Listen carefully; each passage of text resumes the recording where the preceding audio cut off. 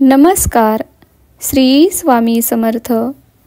श्री दुर्गा सप्तशती कथासार. अध्याय 2. ओम श्री गणेशाय नमः.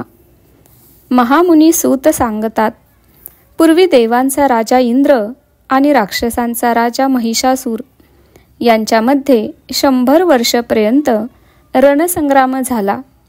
या युद्धामध्ये देवांचा पराभव करून इंद्राचे राज्य महिषासुराने घेतले.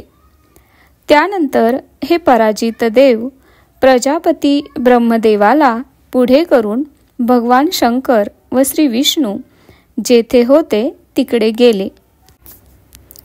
देव म्हणाले, हे भगवंत, हा महिषासूर सूर्य, इंद्र, अग्नी, वायू, यम, वरुण वगैरे सर्व देवांचा अधिकार बळकावून बसला आहे. त्रैलोक्याचा अधिपती तो बनला आहे. सर्व देवांना त्या दुरात्म्याने स्वर्गामधून घालवून दिले आहे. म्हणून निराश्रित होऊन आम्ही सर्वजण आपणास शरण आलो आहोत. तेव्हा आपण या महिषासुराच्या वधाचा एखादा उपाय योजावा अशी विनंती आहे. ही देवांच्या पराभवाची हकीकत ऐकून श्री विष्णू व श्री शंकर संतापाने लाल झाले आणि त्या क्रोधावेशाने श्री विष्णूंच्या मुखामधून महान तेज निघाले. त्याचप्रमाणे ब्रह्मदेव, शंकर, इंद्र इत्यादी सर्व देवांच्या शरीरामधून तेज निघून ते सर्व तेज एकत्रित झाले. त्या तेजाची दीप्ती एवढी होती की त्यामुळे 10 दिशा ज्वालापूर्ण झाल्या. नंतर त्या तेजाचे रूपांतर एका स्त्री रूपामध्ये झाले. शंकराच्या तेजाने त्या देवीचे मुख उत्पन्न झाले. यमाच्या तेजाने केस, विष्णूंच्या तेजापासून भुजा, चंद्राच्या तेजापासून स्तन आणि इंद्राच्या तेजापासून मनोहर असा शरीराचा मध्यप्रदेश निर्माण झाला. वरुणाच्या तेजाने मांड्या व पोटऱ्या व पृथ्वीच्या तेजाने नितंब बनले. ब्रह्मदेवाच्या तेजापासून 2 पायांचे तळवे आणि सूर्याच्या तेजाने दात व अग्नीच्या तेजाने नेत्र बनले. भुवया संधेपासून व कान वायूच्या तेजाने तयार झाले. अशा प्रकारे इतरही अवयव निरनिराळ्या देवतांच्या तेजापासून बनले. अशा त्या कल्याणमयी देवीला अवलोकन करून देव अत्यंत प्रसन्न झाले. नंतर पिनाक धनुष्यधारी शंकराने आपल्या त्रिशूळापासून एक त्रिशूल काढून त्या देवीला दिला. श्री विष्णूने आपल्या सुदर्शन चक्रापासून एक चक्र काढून त्या भगवतीला दिले.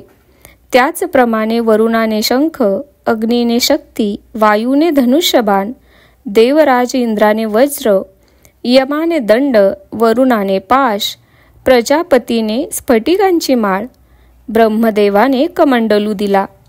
सूर्याने आपले तेज व काळाने ढाल तलवार दिली. हिमालयाने स्वारी करता सिंह व तऱ्हेतऱ्हेची रत्ने दिली. याप्रमाणे इतरही वेगवेगळ्या देवतांनी आपल्या जवळील बहुमोल वस्तू त्या अंबिकेला आनंदित मनाने समर्पित केल्या. त्यानंतर देवीने एक भयंकर अशी गर्जना केली. त्या गर्जनेच्या नादाने त्रैलोक्य कंपित होऊ लागले. सागर उचंबळू लागले व त्याचा प्रतिध्वनी सर्व आकाशात दुमदुमून गेला. तेव्हा सर्व देवांनी अत्यंत प्रसन्नतेने सिंहवाहिनी भगवती देवीची स्तुती केली.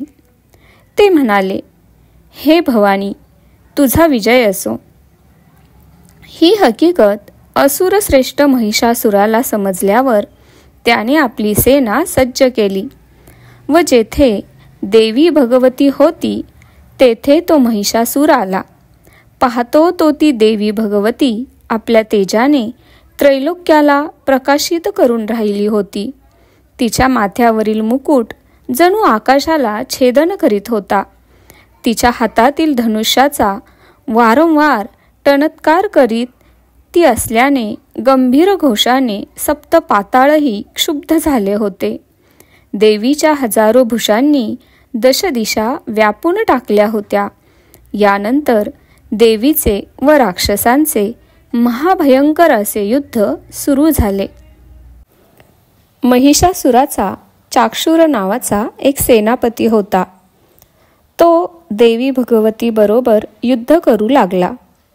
त्याशिवाय लक्षावधी वानरसेना बरोबर घेऊन चामर, उदग्र नामक महाअसुर, महाहनू, असिलोमा, बाष्कल परिवारित, बिडाल वगैरे सेनापतीही आपापली सेना घेऊन भगवती देवीवर तुटून पडले.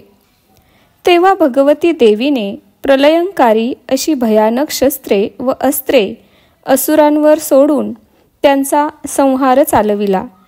अंबिकेच्या इच्छेनुसार रणभूमीवर हजारो गण निर्माण झाले. ते गण राक्षस सेनेबरोबर लढू लागले. देवीने आपल्या त्रिशूळाने, गदेने व तलवारीने कित्येकांना यमसदनाला धाडले. कित्येकांची मुंडकी बाणांनी उडवली. रणभूमीवर रक्त मांसाचा चिखल झाला. शिरविरहित कबंधे चोहीकडे दिसू लागली. रक्ताची एक मोठी नदी वाहू लागली. थोड्याच कालावधीत त्या कालिकेने त्या सर्व दैत्यांचा संहार केला. तेव्हा स्वर्गातून देवांनी देवी अंबिकेवर पुष्पवृष्टी केली. अध्याय 2 समाप्त. श्री स्वामी समर्थ. धन्यवाद.